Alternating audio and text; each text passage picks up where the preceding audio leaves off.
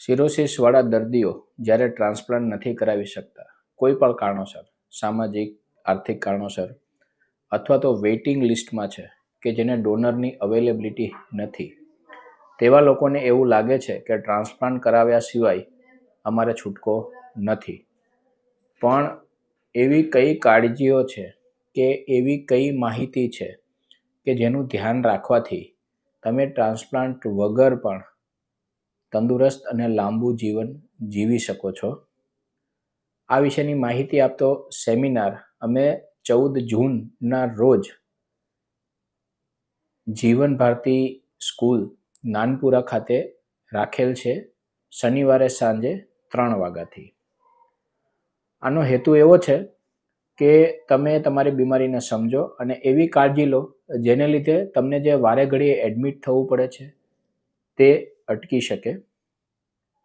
તો જો આપ આ સેમિનારમાં ભાગ લેવા ઈચ્છતા હોય તો નીચે જણાવેલી લિંક ઉપર તમે તમારું રજિસ્ટ્રેશન કરાવડાવો. અમારો એવો આગ્રહ છે કે તમે તમારા સાથે 1 અથવા 2 સગાને લઈને આવો, જે પણ તમારી બીમારીને સમજે અને તમારી કાળજીમાં ભાગ લે.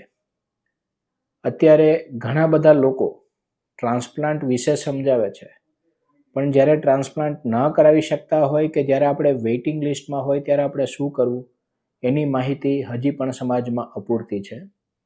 તો તમે અથવા તમારા કોઈ પણ ઓળખીતા જો આ સિરોસિસની બીમારીથી પીડાતા હોય તો તેને આ વિડીયો ફોરવર્ડ કરો, આ રજિસ્ટ્રેશનની લિંક ફોરવર્ડ કરો.